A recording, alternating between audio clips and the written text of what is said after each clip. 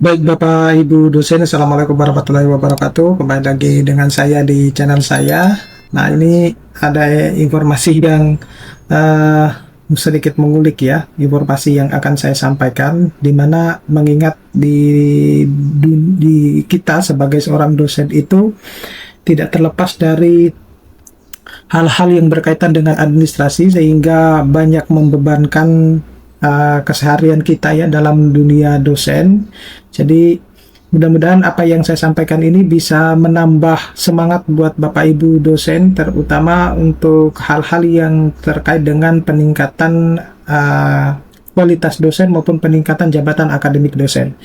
Nah, tapi sebelum saya membahas ini lebih dalam, saya mau menginformasikan kepada Bapak Ibu dosen bahwa bagi Bapak Ibu dosen yang ingin mendownload e-book yang kemudian bisa digunakan untuk menyusun artikel ilmiah yang ditargetkan untuk publikasi di jurnal Scopus, jurnal Sinta 1 hingga Sinta 6, kemudian menulis buku ataupun kegiatan tridharma yang lainnya, Bapak Ibu dosen bisa mendownloadnya melalui link yang sudah saya sediakan pada deskripsi dari video saya ini. Nah, tanpa panjang lebar Bapak Ibu dosen, jadi ada hal-hal yang sebenarnya yang bisa membuat dosen itu auto happy ya, dimana ini mungkin mimpi untuk semua dosen di Indonesia, mengingat kita itu lebih banyak dibebankan oleh kegiatan administrasi ya. Nah, jadi yang pertama Bapak Ibu dosen adalah ini mendapatkan dana atau hibah penelitian ya. Jadi ini salah satu mimpi Bapak Ibu dosen untuk mendapatkan dana hibah penelitian, karena ini juga tidak mudah untuk mendapatkan dana penelitian. Jadi kalau kita merujuk pada pendanaan riset yang biasanya berasal dari kampus, pemerintah itu melalui Kemendikti-Saintek ataupun BRIN dan lain sebagainya itu telah menyiapkan dana penelitian yang memungkinkan dosen itu untuk menjalankan riset secara serius, bukan hanya sekedar penelitian di atas kertas. Nah, kenapa sebenarnya ini bisa membuat dosen itu menjadi bahagia? Karena satu ya, bisa mewujudkan ide ilmiahnya. Jadi banyak sebenarnya dosen-dosen itu yang punya ide riset itu bagus-bagus. Nah, hanya saja kadang terbentur dengan biaya, alat, software, dan lain sebagainya, atau tools-tools yang lainnya. Nah, hibah penelitian ini itu bisa membuat ide kita itu bisa dijalankan. Kemudian yang kedua itu bisa meningkatkan rekam jejak ya, atau track record, di mana penelitian yang dibiayai oleh hibah umumnya menghasilkan luaran seperti artikel, HKI, kemudian prototipe, buku, dan lain-lain yang diakui dalam penilaian kinerja dan jabatan akademik dosen. Yang berikutnya itu adalah bisa memberikan peluang jejaring ya. Jadi program hibah itu sering memaksa kolaborasi lintas kampus atau dengan industri. Dari situ sebenarnya kita sudah membentuk jaringan profesional sebenarnya. Nah, yang berikutnya itu adalah mendukung akreditasi dan kinerja institusi. Jadi, kampus, kalau kita mendapatkan dana penelitian, kampus juga itu diuntungkan. Jumlah penelitian yang terdanai meningkat, nilai akreditasi dan reputasinya. Nah, selanjutnya itu adalah menulis dan menerbitkan artikel ilmiah di jurnal akreditasi. Nah, ini tentu impian semua dosen ya, karena bisa dijadikan sebagai kenaikan kepangkatan. Nah, seperti yang sudah saya sampaikan tadi, bahwa bagi Bapak Ibu dosen yang ingin mendownload prompting ya, Bapak Ibu dosen bisa mendownloadnya melalui link yang sudah saya sediakan pada deskripsi video saya. Itu lengkap untuk penulisan jurnal Scopus dan lain sebagainya. Nah, jadi Bapak Ibu dosen, kenapa ini akan menjadi sumber kebahagiaan kalau kita itu berhasil publikasi di jurnal internasional? Karena kita itu akan mendapatkan pengakuan atas kerja keras kita ya. Jadi mulai dari proses riset, menulis, mereview, merevisi, sampai accepted, itu adalah proses yang panjang dan melelahkan. Nah, oleh karena itu, saat artikel itu diterima, maka semua jerih payah itu terasa seperti terbayarkan gitu. Kemudian ada peningkatan reputasi akademik. Nah, publikasi di jurnal bereputasi itu menaikkan nama dosen dan institusinya. Jadi bahkan bisa jadi portfolio ya untuk hibah ataupun kolaborasi lanjutan. Yang berikutnya juga itu adalah syarat karir. Nah, untuk naik jabatan akademik, misalnya dari asisten ahli, lektor, lektor kepala, ataupun guru besar, terutama untuk lektor kepala dan guru besar, maka publikasi ilmiah di jurnal terakreditasi ataupun di salah satu jurnal internasional bereputasi itu adalah merupakan syarat mutlak ya, yang tidak bisa kita hindarkan. kemudian kontribusi ke ilmu pengetahuan. Nah, dosen itu selalu akan merasa ilmu dan temuannya itu bukan hanya berhenti di kampus, tapi juga dikonsumsi komunitas ilmiah yang lebih luas. Nah, berikutnya itu adalah kolaborasi penelitian dengan universitas atau peneliti yang lain. Nah, ini juga dianggap penting dan bisa menyenangkan para dosen karena saling melengkapi keahliannya. Jadi tidak ada peneliti yang menguasai semuanya, Bapak Ibu dosen, yang perlu diketahui. Nah, kolaborasi itu memungkinkan penggunaan metode yang lebih kuat, akses fasilitas laboratorium, atau data yang lebih luas. Kemudian yang kedua itu meningkatkan peluang publikasi dan hibah. Nah, proposal dan artikel bersama mitra reputable biasanya lebih mudah menembus skema pendanaan dan jurnal bereputasi. Yang selanjutnya itu adalah membuka pengalaman internasional ya. Jadi untuk kolaborasi luar negeri, dosen dapat belajar budaya akademik baru. Jadi model riset yang berbeda dan bahkan membuka peluang postdoc ya atau visiting scholar.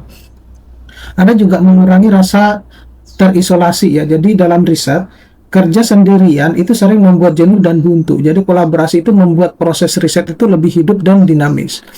Berikut yang keempat itu peningkatan jabatan akademik ya. Jadi kalau kita meningkat jabatan akademik itu dosen-dosen itu auto happy ya.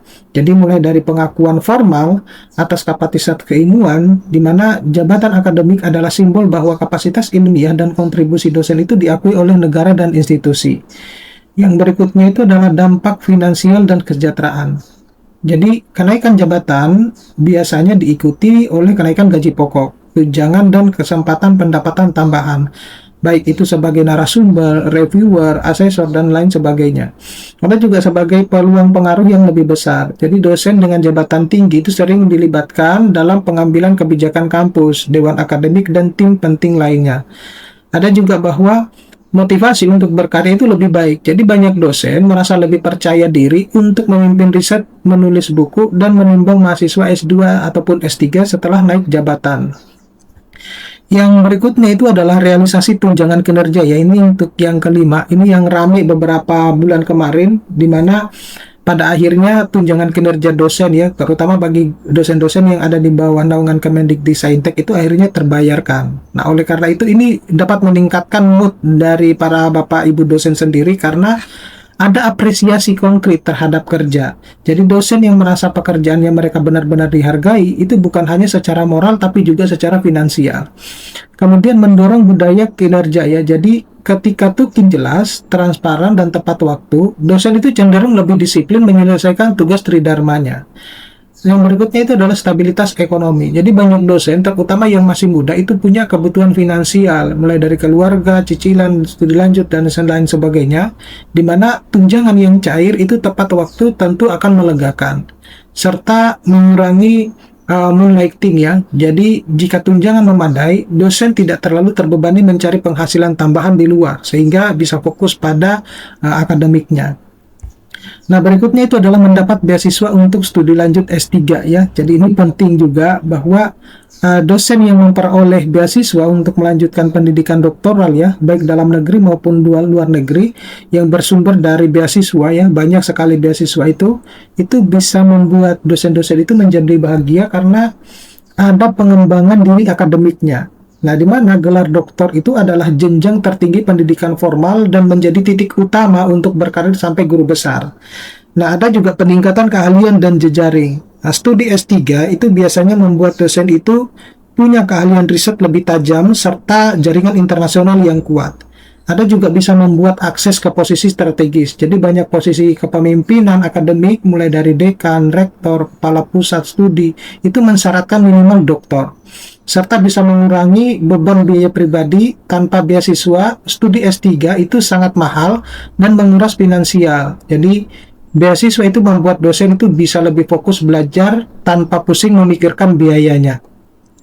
Dan yang ketujuh itu adalah minim administrasi dan fokus untuk menulis buku. Nah, ini adalah saya kira mimpi semua dosen ya, bahwa kita itu kan lebih banyak dibebankan oleh administrasi. Oleh karena itu, dosen-dosen itu kepingin bahwa kedepannya itu jangan lagi kita terbebankan oleh beban-beban administrasi. Nah, oleh karena itu, kalau misalnya dosen itu terlepas dari beban administrasi, maka kita itu sangat berpengaruh ya, di mana waktu berpikir yang dalam atau deep work di mana menulis buku ilmiah, buku ajar, ataupun menulis jurnal, itu butuh konsentrasi yang panjang. Nah, administrasi yang berlebihan itu merusak konsentrasi dan memakan energi mental. Kemudian kualitas output akademik meningkat. Nah, dengan beban administrasi berkurang, dosen itu bisa menghasilkan karya yang lebih matang. Misalnya buku referensi, monograf, ataupun buku ajar yang bermanfaat bagi mahasiswa dan komunitas ilmiah. Kemudian bisa mengurangi stres dan burnout ya. Jadi banyak dosen merasa pekerjaannya itu bukan lagi intelektual. Ketika terlalu banyak administrasi, pengurangan beban tersebut itu membuat mereka kembali merasa bahagia. Ya, ilmuwan dan pendidik gitu. Nah, reputasi kampus juga akan menjadi naik. Jadi buku-buku yang diterbitkan dosen itu memperkaya perpustakaan, bisa meningkatkan branding institusi sekaligus menjadi sumber belajar utama. Oke, saya kira cukup sekian Bapak Ibu dosen. Mudah-mudahan ini bisa bermanfaat. Nanti kita akan ketemu pada video-video selanjutnya. Saya Iris, Assalamualaikum warahmatullahi wabarakatuh.